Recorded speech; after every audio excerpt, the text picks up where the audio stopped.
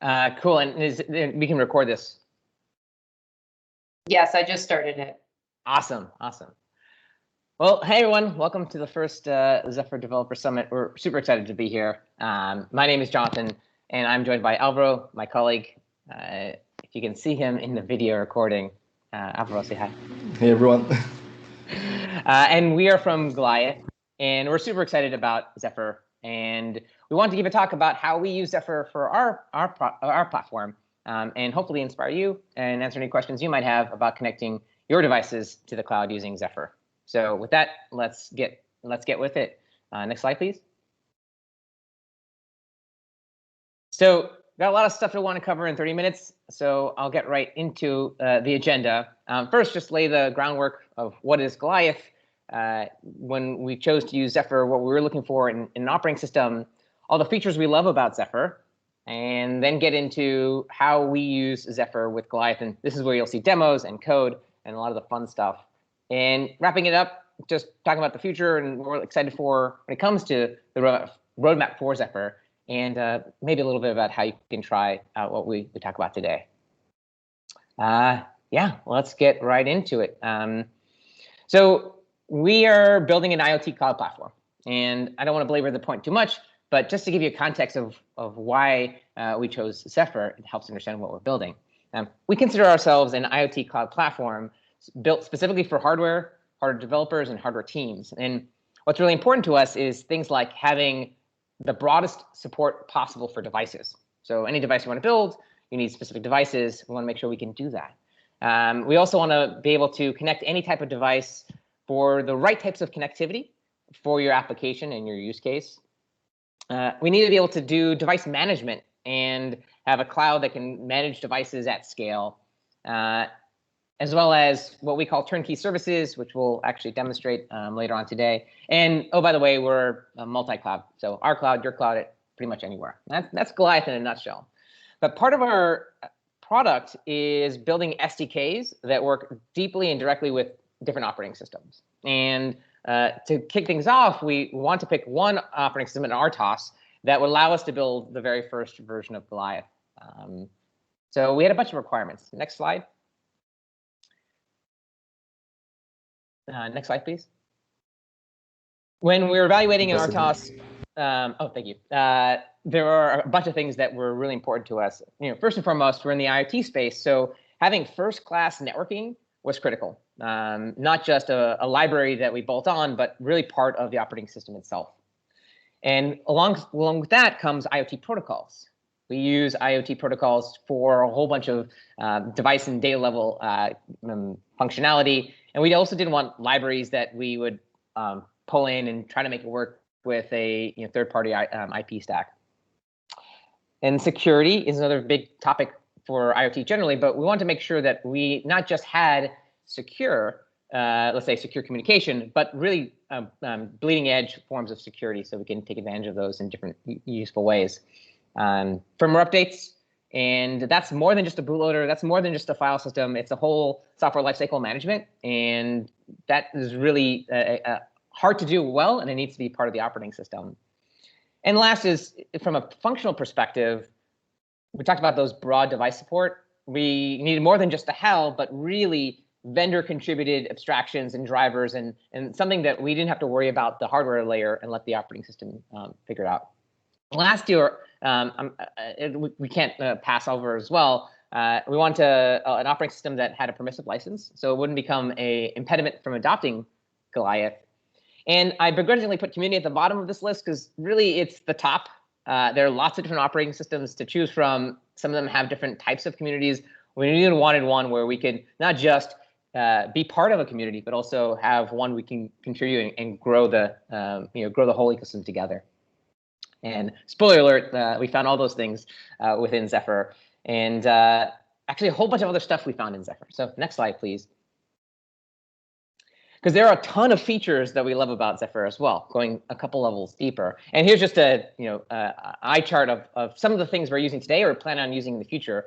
And well, we only have 20-something odd minutes to go through them. So we're just going to pick the three most important ones that we want to share about today that might be useful and relevant to you as well if you're building your own cloud-based applications.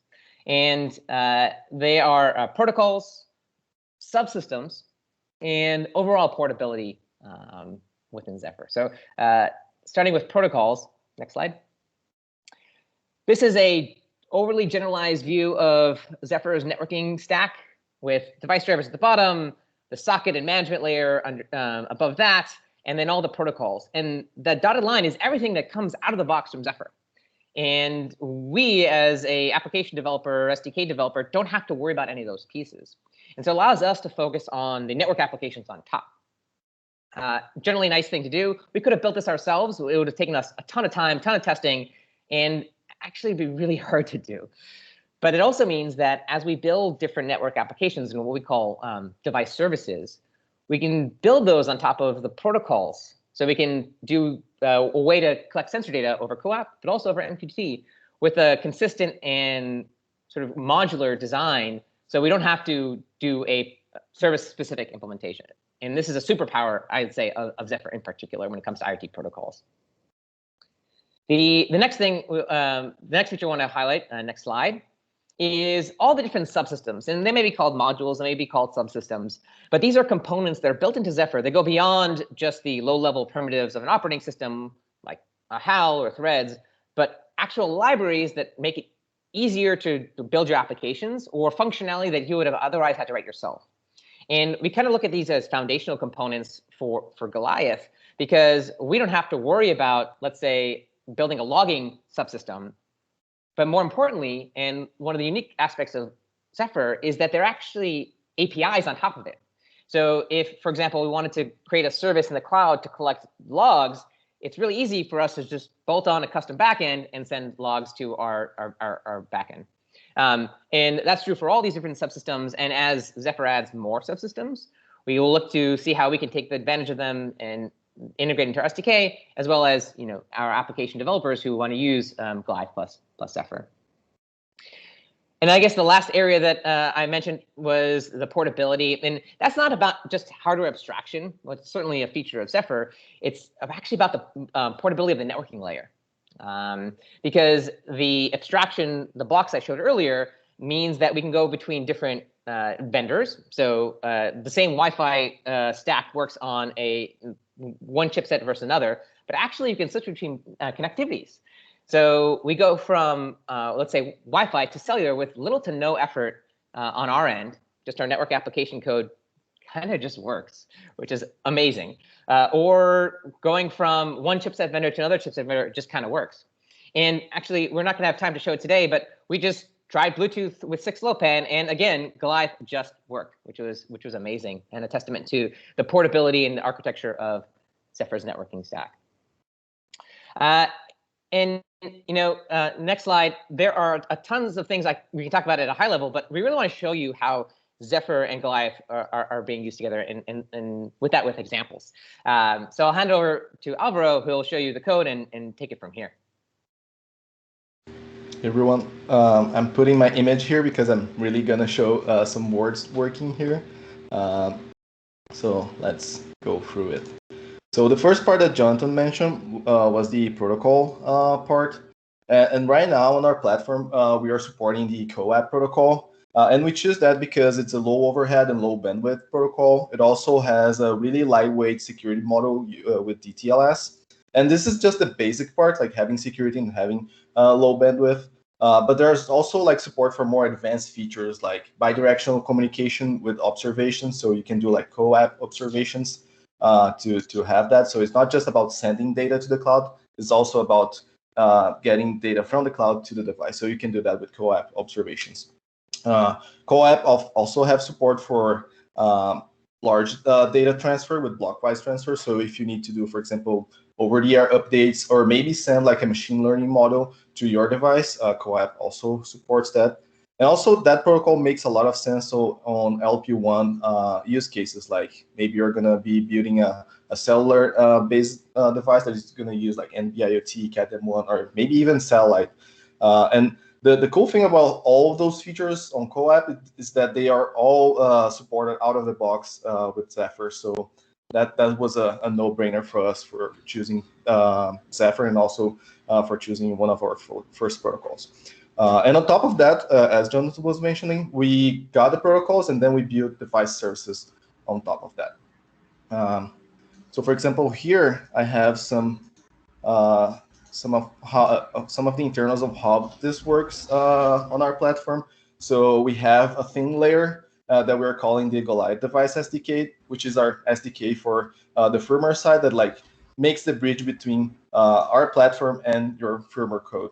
And on the cloud side, we have different gateways for different protocols. So right now we are only supporting CoAP, but later we're going to support MQTT, WM2M, and other protocols. And we really want to use the best of each protocol. And on top of those protocols, we are going to be building device services. So we have a service for device logs. We have a device service that is called IDB, which is a digital twin kind of service. We also have IDB Stream, which is for streaming sensor data and historical information. And we also have an OTA feature right now. But we want to build more features that are going to work on multiple protocols. But right now, like I mentioned, it's working over CoAP. And now, for giving a little demo of this protocol part here, I'm going to show a really simple use case. So I have an ESP32 here connected to Wi-Fi and using our device SDK. And the initial use case that I want to show here is that, let's say that you want to share like a state that is on your device and send that state to the cloud. So in this case here, I'm just maintaining a counter. And then that counter, I want to see in the cloud what's developed. So for setting up the secure communication, the secure CoAP communication, the only thing that you need to do is to provision the pre-shared key on our platform and then put those configurations on kconfig. And then most of the handling of like maintaining the connection open, etc., is being handled by our device SDK. And then to update that counter value to the cloud, we're going to define a path to save that data, which in this case here is /counter. And then we're going to call Golioth LightDB set, which is our for LightDB device twin service, LightDB set on the path counter, and this is going to update the path in the cloud. And this is just to make things easier for developers, but under the hood, this is just using Zephyr APIs to send a CoAP request under the secure context, and then send that to the cloud. So if I show here on our console, my device is updating that counter every like 5 seconds. So if I keep refreshing here, it's already connecting and sending data. So this is the most basic use case. So we are generating a credential for that device. The device is connecting using secure CoAP and sending data to the cloud. Now for a more advanced use case, most of the IoT projects, we also want to send data from the cloud to the device. So we want to have this kind of bidirectional communication, and also we want to send maybe a real-time command to a device, or maybe send a configuration to a device. And for this use case, we are using CoAP observations, which is the feature on the protocol that we can explore to build that kind of functionality. And in this scenario here, the device is listening to a path called /LED, which have the states of the LED, and then we have like an attribute for each LED here with the like on and off state here, and we can see here on our console the LED states here, they are true or false, and the device is listening to those changes. So, and again, we make it easier for users to use. We just have a call called Golioth LightDB observe that under the hood uses Zephyr APIs to set up a CoAP observation and etc. So let me demo this real quick here. I'm going to send a command. Oh, my keyboard was off. I'm going to send a command to turn on and off those LEDs here using our CLI. So I'm going to call LightDB set the name of my device, which is ESP32 desk, and then the path of the LED. I'm going to change the LED 2, which is the green one, to value of false. And then I hope that you guys can see this. Let me put on a, yeah, I'm going to send false here, and then turns off. And then I'm going to send a true value, and then this is going to turn on. So basically what this is doing, the CLI is changing the cloud state of that device. The device is then receiving changes over this CoAP observation mechanism, and then like blinking the LED. And another cool thing that we want to do is like make those, we are doing actually, is making those protocols available over our APIs. So here, for example, I have a web application built using Golioth's APIs to use those same device services. So I can toggle the LEDs here using a web interface and turn on and off the LEDs here. It's a bit hard to see in video. So this is, those are APIs that our developers are going to be able to use our device services. So this is the demo for the protocols part. Let me go here. So the second demo here in the second section that Jonathan was mentioning is about subsystem. And the subsystem that I'm going to demo here is one of the most interesting ones in Zephyr that have a really interesting interface and API to be used by developers, which is the logging subsystem. So you as a firmware developer, you can use the common APIs from the logging subsystem to print out logs in different log levels with different amount of messages and information or extra parameters. Like here, I'm using log debug, log warn, log info, log hex dump to generate logs in different formats. So from the developer perspective, you're not tied to Golioth at all. You're just using the common API to log information. But we, as a cloud provider, we can extend the logging backend, and we added this kconfig here, config log backend Golioth. And then, of course, you need the credentials to connect to our platform. But from your code perspective, you're just using the common logging subsystem API, and we are extending that in the background. So I'm going to turn on another board here, another ESP32, and we are going to check the logs here on the terminal. Open here. Yeah, so the board is printing logs here like a normal Zephyr application. Some logs in debug mode, error, debug level, warn, error, information, some hex dump. So you can see that if you have the device connected to 0. But imagine that you can turn a debug mode and see the logs in cloud side, because as we enable the Golioth backend, log backend implementation, those logs are also being streamed through our platform. So if I go here to the logs interface, I have the logs here, and I can also filter by different log levels, so I can see the information that I'm sending, maybe just the errors, and I can even filter by the module from Zephyr. So I have a Golioth system module. I can see the errors here, or maybe I want to see a built-in module like the net config. And any log level. So I can see, for example, the net config, I can see the IP address here. Or I can filter by a free text message here. Maybe I want to really see the address. And I can see here the message that was just sent here when the device connected. So that's really interesting because, again, from the code perspective, the code is the same. It's just using the common logging interface. But we are able to extend that by implementing a new backend for logging. And we want to do that for other subsystems. So one that we are actively working is the settings subsystem. So it's something that we are exploring to see how we can help developers use the settings subsystem, but under the hood also we can give other tools on top of that. So that's it for the logging subsystem. And the last topic that Jonathan mentioned was about portability, because this is a thing that is really interesting, because that code that I showed here, I showing running on a ESP32 with native Wi-Fi, but we managed to make it work on different platforms with different configurations over Wi-Fi, over cellular, over 2G or NB-IoT, Cat-M1. So here on the picture, for example, I have the NRF52 with an ESP8266 as Wi-Fi modem. So this is one configuration with the main MCU and a Wi-Fi modem. This other one here is an NRF52 with a Semcon 2G modem. We have the ESP32 with native Wi-Fi. And the last one that I want to show here is the NRF91. And in this case here, it's connected to the Cat-M1 network. And I'm going to show the same LED demo that I presented before, but working over Cat-M1 and a NRF91 with native modem support here. So I'm going to open the terminal again here. Let me close this other demo here. And I'm going to type in the same command to toggle LEDs here. But in this case, for my board called NRF91. So I'm called IDB set, name of my board, NRF91. The path is LED 0. This board just have one LED here. And I'm going to set false. So I have the board here. I hope you guys are going to be able to see it.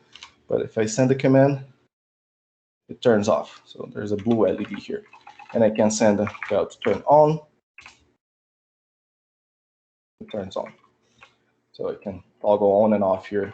And again, it's basically the same code, just different Keiko things and different overlays to make it work under different networks and different boards. And I have a demo here, but in this case, it's going to be on a video because it involves like too many different setups. And I was not brave enough to show that many demos. I already presented a lot of demos here live. So let me show this video here, which is exploring the idea of having multiple device platforms receiving a command and to sync all the LED states for all the boards. So I'm going to play this video here in VoiceOver to explain how it's working. So again, we have like different platform setups here. We have 3 different setups here. We have the NRF91, like I presented, connected over Cat-M1, and it has native modem support. The ESP32 with Wi-Fi, native Wi-Fi support, and 2 NRF52 with a ESP8266 as Wi-Fi modem. And they have like 4 LEDs. And I'm going to send a command to get the state of one board, invert all these states, and send the states back to other boards using a feature on our platform called device tags. So basically, I assign tags to some of my devices here, like the tag called desk. So I have 4 devices under that tag. So then when I send a command on IDB to like get the state, invert, and send to all of those boards, you're going to see the LEDs changing state at the same time. So you can see here, I toggle the states, and I'm going to send again. So that's basically it. We are syncing state between multiple boards with different network setups, different microcontrollers, different architectures, all working the same way with the same code, just like some different configurations. So this is really awesome. It's something that we almost get for free by adopting Zephyr with our platform. And that's it for my demos.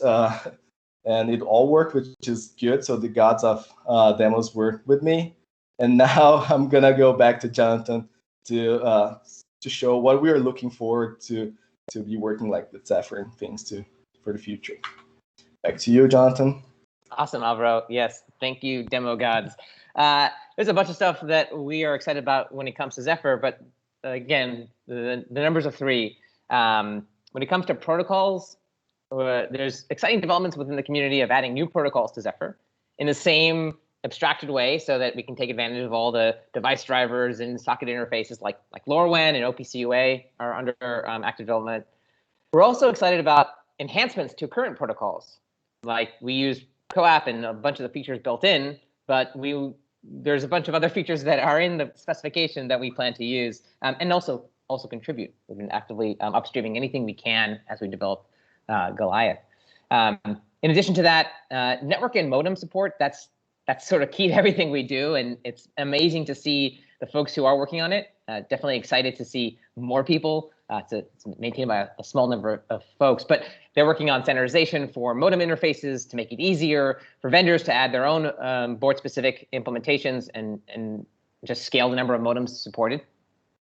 And lastly, security. And I should qualify that in the sense that Zephyr is probably one of the leaders in thinking about security and its approach to bill of materials and whatnot. But we have some advanced use cases around secure elements, trusted execution environments, which we plan to take advantage of. And there's early discussions within the community of making that possible. And yeah, just continue to see adoption of Zephyr goes without saying. Next slide, please. And before we wrap up, I just wanted to give a little plug for Golioth one more time. We are in beta, so we're taking applications for people to try out Golioth and give us feedback. We'd love to get any feedback, especially if you're fans of Zephyr like we are. So just visit our website, let us know that you signed up because you saw our talk, and we'll put you in front of the line. And with that, I think we're done with our slides. Last slide, please. And we have just enough time for a couple questions. So thank you, everyone, and I hope you enjoyed the talk.